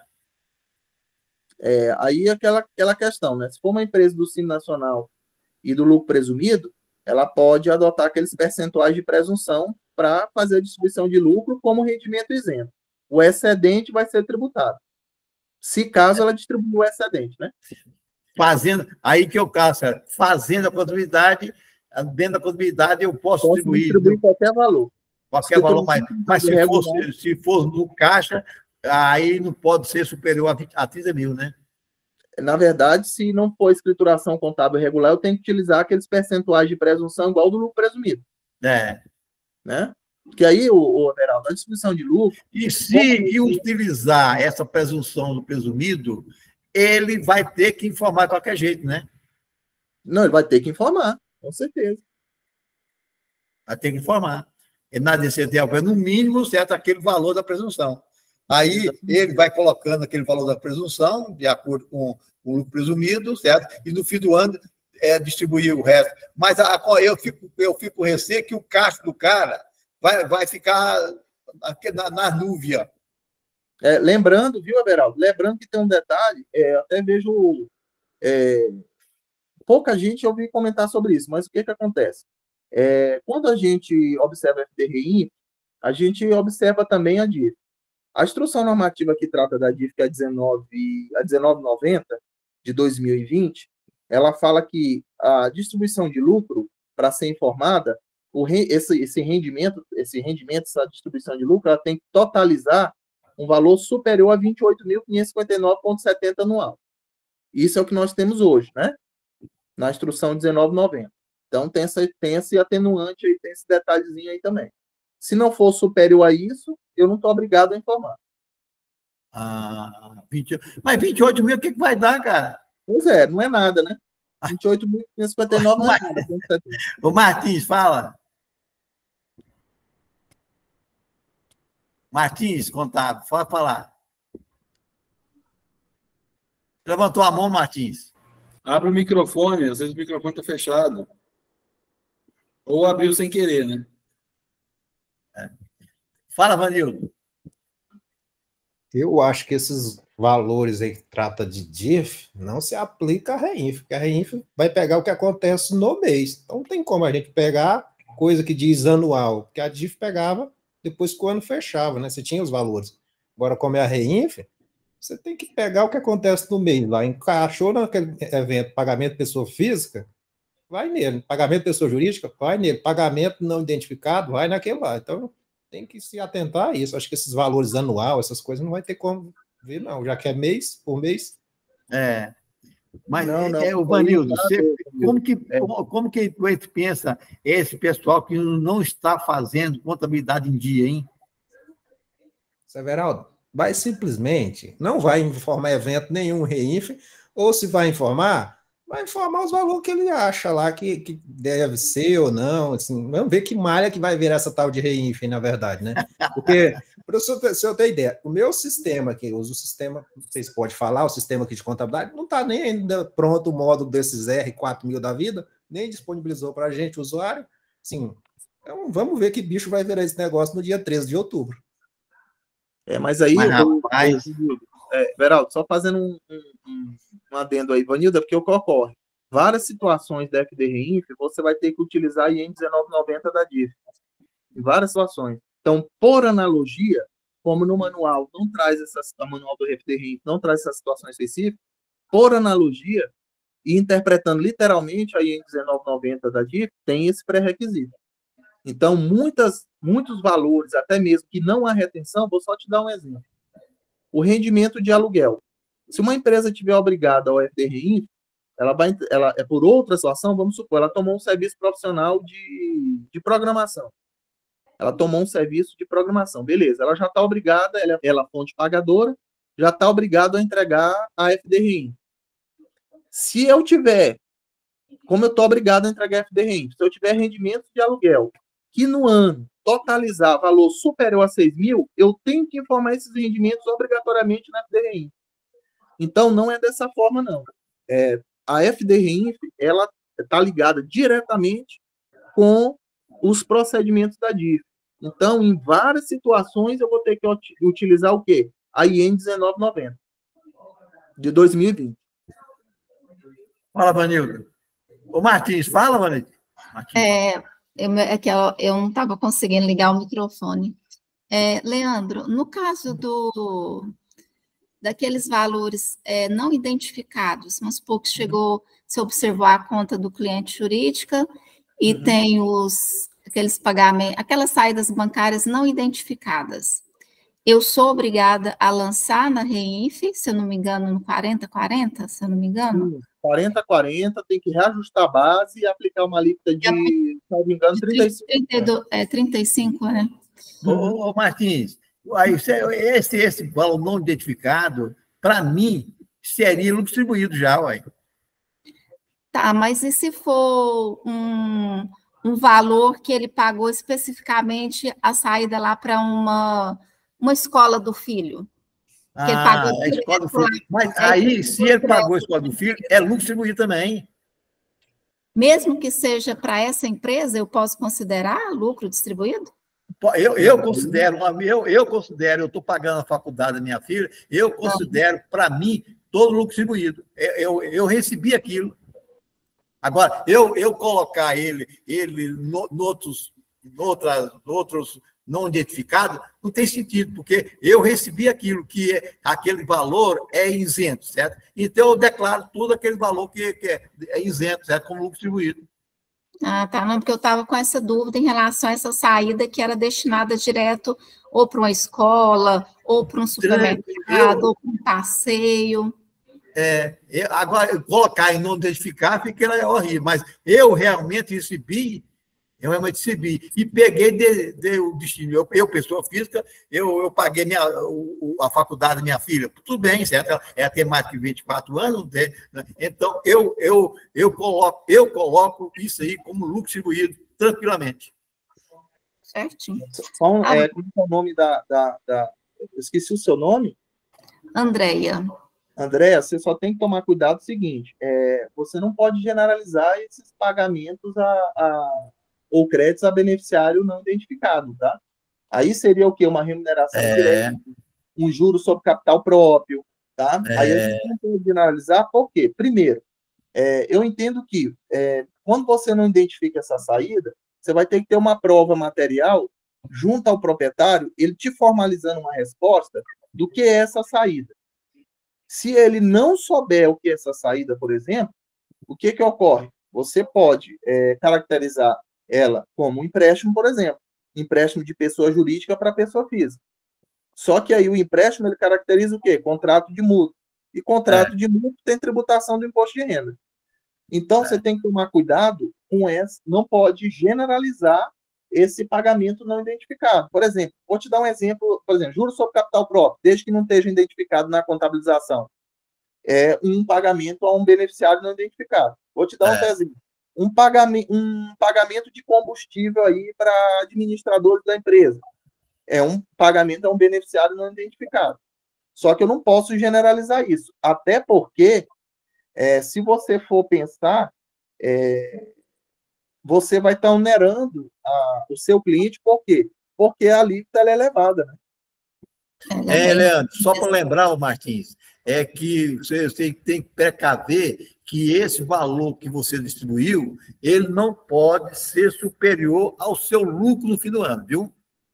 Isso, não, certo. Essa é a preocupação que vai ter. E também, se for distribuído pelo Caixa, não pode ser superior a 30 mil para cada beneficiário, para cada pessoa. Não, certinho. Obrigado. Viu? Alguém mais quer perguntar? Vanildo, fala. Seu Everaldo, esse negócio de pagamento não identificado no dia de hoje é até brincadeira, né? Porque hoje em dia tudo vai para um CPF ou para um CNPJ, tudo via conta bancária, assim. Não identificado. Como assim não identificado, rapaz? Isso aí foi para alguém. Já ele sabe para quem pagou, né, menino?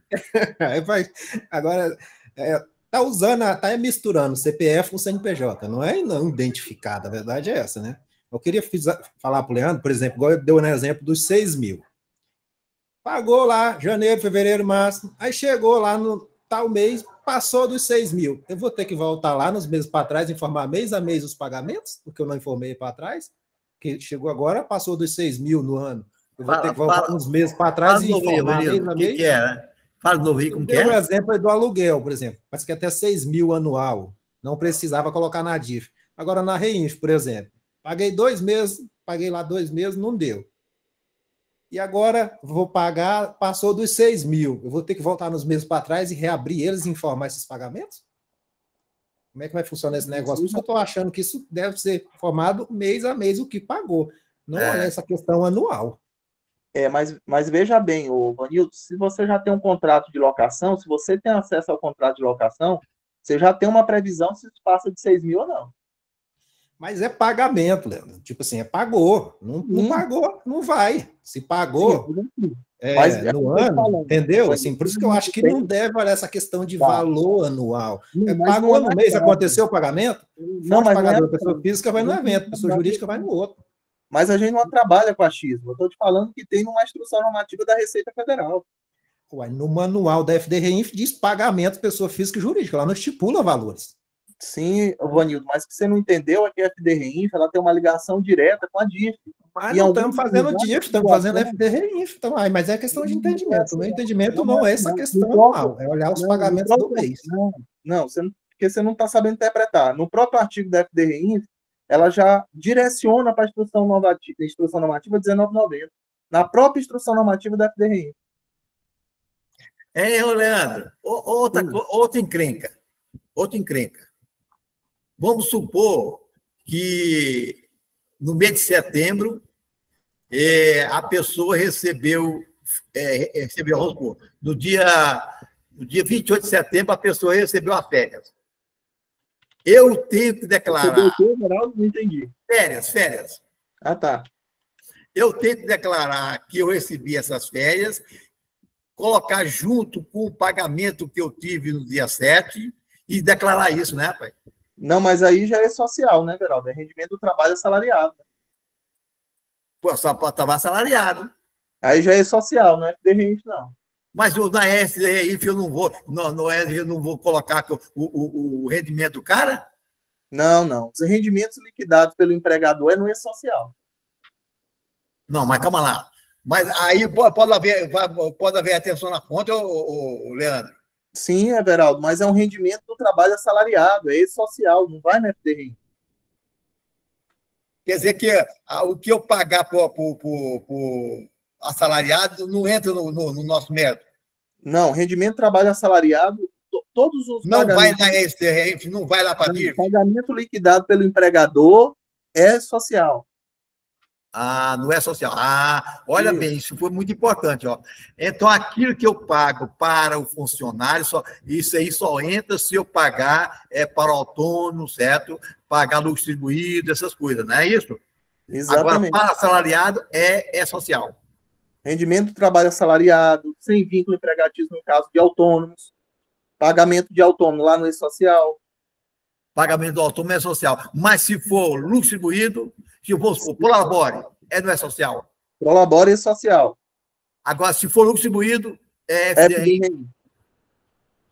Viu aí, pessoal? Essa dúvida, eu estava pensando já que era diferente, certo? Agora, não vai... Olha bem, a partir do momento que eu apresentar o E-Social, eu não preciso fazer a DIF do fim do ano, né? Não, não, veja bem, a DIF ela só vai ser dispensada lá em fevereiro de 2025, referente ao ano calendário de 2024. Exato. 2024 eu vou transmitir 2024 eu vou transmitir DIF e os eventos do FD Renf eu vou transmitir normal mensalmente, e quando chegar lá em fevereiro de 2024 eu tenho que entregar DIF referente aos fatos geradores do ano de 2023. Peraí, mas se 2025 2024, eu não me preocupo mais em entregar a DIF, porque eu vou entregar a DIF referente a 2023. Não, veja bem, Verão. 2023, agora, referente aos fatos geradores do ano de 2023, eu vou entregar em 29 de fevereiro de 2024, eu vou entregar a DIF. Em 29 de fevereiro de 2025, eu não entrego mais. Em 2025, eu não entrego mais. Tá bom, mas aí os rendimentos dos assalariados de 2024, certo? Eu não preciso, só apresentei o SDD, ele já vai entender que é social, ele vai... A DIF é extinta em 2025. 2025 acabou. Sobre os fatos geradores de 2024. Certo, eu estou perguntando. Em 2024, não vou me preocupar em entregar mais DIF. Não é isso? No 2024, que vai entregar em 2025. Não vou me preocupar com os assalariados.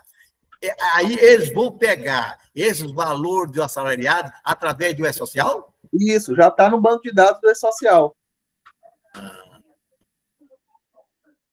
Entenderam aí, né, pessoal? Agora deu para entender bem.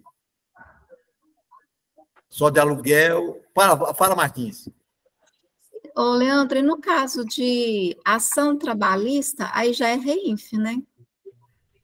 Ação trabalhista, aí veja bem, é REINF por quê? Porque esse rendimento, vamos supor que a parte vencedora da causa, da reclamatória trabalhista, quem vai efetuar o pagamento para ela é quem? É a instituição financeira. Não foi liquidada pelo empregador. Como não foi liquidada pelo empregador, não tem relação de vínculo empregatício entre parte que ganhou a causa e a instituição financeira. Então, essa informação vai no FD-REINF. Ok.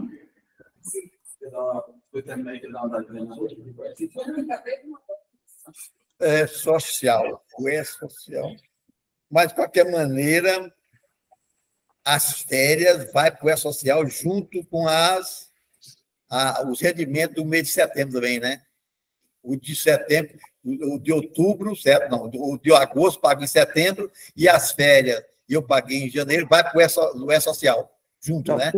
Todo o rendimento do trabalho assalariado ele já está indo para o banco de dados do E-Social. Tá? E vou supor que esse valor, certo, que fosse em dezembro, certo? Vamos supor em dezembro. As férias, a pessoa ia ter as férias em janeiro, mas eu paguei em dezembro. Ele já vai entrar como rendimento do assalariado lá no mês de 2023, né? Tudo é social. Tudo na folha. Tudo na folha. Uhum. Mas aí eu estou com a cabeça... Como que eu vou fazer essa contábil, hein? A contabilidade vai ser braba, viu? O Zé Alves, pode falar. Ô, Leandro, repetindo aí, a colega Martins fez a pergunta sobre a ação trabalhista. Você falou para ela que vai informar na REINF. Sim. Não é no E-Social, não? Não, porque, veja bem, o que você vai informar no E-Social? São aqueles pagamentos que são liquidados pelo quê? Pelo empregador. Numa ação trabalhista, quem vai pagar para a parte vencedora, quem vai fazer esse pagamento é quem? A instituição financeira. A instituição financeira... Que instituição financeira é essa que você fala? Desculpa. O banco, só para eu entender. O banco. Banco? É isso. Não, O banco juiz... não. Vamos supor que ele fez um acordo ou foi sentenciado e ele pagou, penhorou na conta dele. Vamos falar banco, não. Vamos falar a empresa mesmo pagou. Quem perdeu, a reclamante, a reclamada, né? Que está pagando. Tá. Esse rendimento, nesse caso, ele foi liquidado pelo empregador? Sim. A maioria do que eu vejo, eu nunca vi de banco pagando, não. A não ser funcionário de banco mesmo. Banco Itaú, Banco Bradesco. Mas vai depender do que o juiz determinar. Eu, sinceramente, desculpa falar, mas eu nunca, na minha realidade aqui, talvez minha região é diferente, né? Mas banco é muito difícil, é só quando tem uma penhora, e mesmo assim eu entendo que mesmo a penhora na conta da empresa, não é o banco que está pagando, quem está pagando é a empresa. Mas nesse caso da ação trabalhista, ela não vai no E-Social, não, ela vai na FDRI. Independente fala para acabar. Pode falar, Zé. Independente de quem paga, ô Leandro? Não, se é o que eu estou te falando. Se o rendimento, se esse pagamento foi liquidado pelo empregador, se ele foi liquidado pelo empregador, é E-Social. Isso, tá bom, obrigado. Tem uns eventos de processo trabalhista na E-Social. Exatamente. Agora, se esse rendimento ele não foi liquidado pelo empregador, aí é no FDRI. Perfeito, entendido. Valeu, obrigado, viu? Fala, Marcos. Fala, Vanildo, para acabar. Posso falar? Explicar uma coisa assim. No próprio manual do E-Social, nessa parte do imposto de renda, lá diz assim, ó, mesmo que o funcionário esteja registrado com vínculo, se for um cálculo muito complexo, você pode fazer esse cálculo na REINF. Processo trabalhista, no E-Social vai criar os eventos, essa parte é mais para a parte de previdência e FGTS, porque o imposto de renda realmente vai ser na REINF.